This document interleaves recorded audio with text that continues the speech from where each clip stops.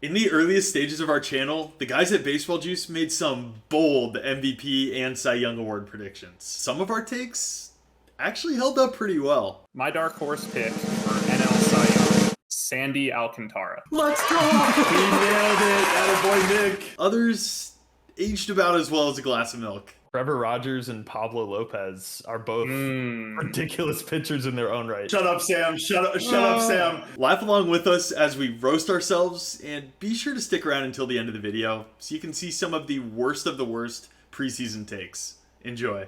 My dark horse pick for Cy Young, Hyun-Jin Ryu. Oh, pour one out for my boy Nick, man. Shall we pull up the old BB ref here? 27 innings, 6 starts, 16 strikeouts, and yeah, that's about wraps up Hyun-Jin Ryu's 2022 season. You know what? We got to give some credit where credit's due. He went bold. The title of the video was bold, and I can always count on my boy Nick to bring out the bold. It's bold. It's bold. It's bold. I understand. I'm not going to sugarcoat it. He sucked last year. But I want to take you guys back to the 2019 and 2020 seasons. Look at me nodding like, yeah, he's about to change our minds. Do I really think he's going to win Cy Young next year? No. There you go. Good. So we're going to go ahead and move on to Kyle's dark horse American League Cy Young pick. Kyle, take it away. That guy is Dylan Cease for the Chicago White Sox. Our first good pick of the video. Let's go.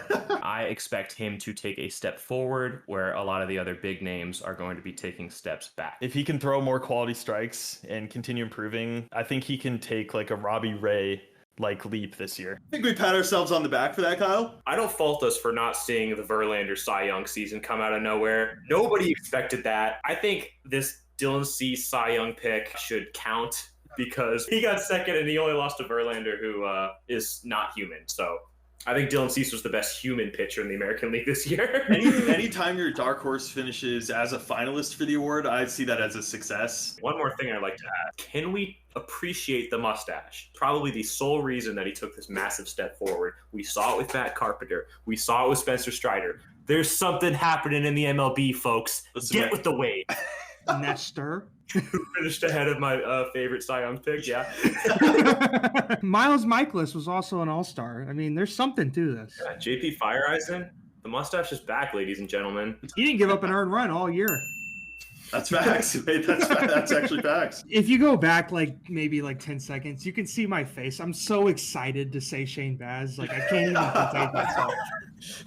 Look at this guy. Look at this guy cheesing. He's not even listening to us. No, look at that. I just cannot wait to share my dark horse. I think you're up, my man. Okay. All right, guys. Look at this guy. Look at this guy. My dark horse is Shane Baz. Oh! I love it. The other Shane. Wow. He was so close, man. He was one Shane off. Yeah, dude, if he had picked Shane McClanahan, we'd be giving him so much credit right now. He was one Shane off. But you know what? Jacob also went bold. We love that on Baseball Juice. Dude, when you have 60 subs and you're just throwing darts, you know what I mean? It makes it a lot easier. Yeah, now that we're big time, we kind of need to tighten it up here, boys. With that being said, let's go ahead and move on over to the National League. My dark horse pick for NL Cy Young, Sandy Alcantara. Let's go! He nailed it. Attaboy Nick. His ERA doesn't necessarily reflect how good of a pitcher I think he can be. He was around 3.2 last year. I think he could easily be in the mid-2s. Let's just say this is the best prediction of the video.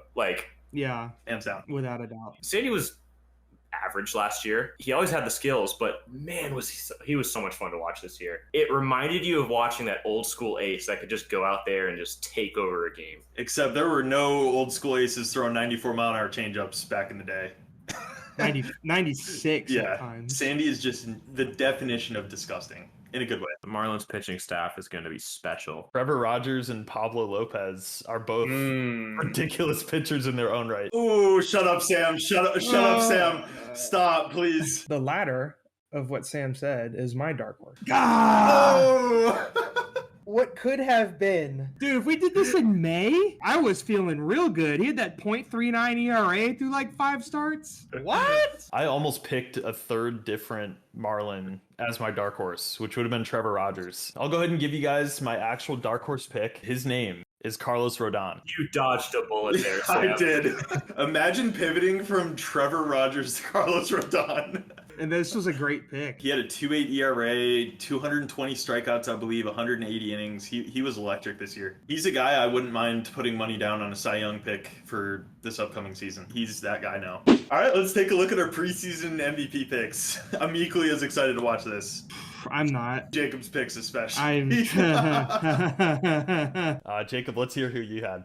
I went with Vlad Guerrero Jr. I mean, he's a 22-year-old 1.0 OPS last year. I think he improves on that. In my opinion, he is the best hitter in baseball. Him and Juan Soto, probably the top two in that conversation. And I honestly think it's pretty close. Oh. Dude, Vlad was swinging at fastballs 2 feet off the plate. That was a great take at the time. It just aged like milk. Yeah. What was the final OPS number? 818. And we're talking about improving on a 1 dot. No, this is absolutely a horrid pick. Yeah. I backed you up though, man. He wasn't even my pick, and I backed you up. I said he was the best hitter in baseball. Right. And then Juan Soto was number 2. Wait, who was third? Fernando Tatis Jr., maybe? I guess. By our standards, I guess. All right, Jacob, who'd you pick for the dark horse? Tyler O'Neill, guys, is so criminally underrated. It's not even funny. What? That hilarious graphic that came out on Twitter from MLB Network, they had him the 7th best left fielder in baseball. I couldn't find anything funnier if I tried, if my life depended on it. 912 OPS last year, won a Gold Glove. He's an excellent base runner, 4.7 BSR, 100th percentile in dynamic hard hit percentage, 97th percentile in barrel percentage. Hits the ball so hard.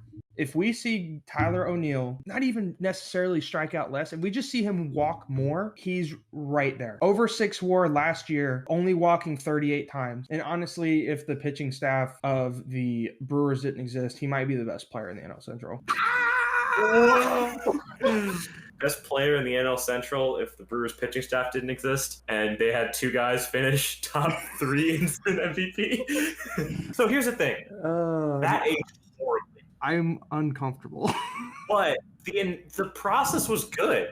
Like, everything that you said was accurate in terms of what he had shown at that point. He just decided, instead of walking more, he decided to make contact less. Yes, exactly. All in all, we had some really good picks. We had some very questionable picks, but all of the picks we made were based on previous data that was available to us at the time, and in our heads made a lot of sense. Did it play out that way? Not quite. But are we going to do it again next year? Absolutely. Yeah, without a doubt. We know it's November at the time of recording this video, but please let us know your way too early MVP and Cy Young picks for next year. Thanks for watching this video. If you liked it, check out another one. I'll put a thumbnail here, and I'll put another thumbnail here, and then you pick whichever one you want to watch more. Thanks for watching. We'll see you in the next one.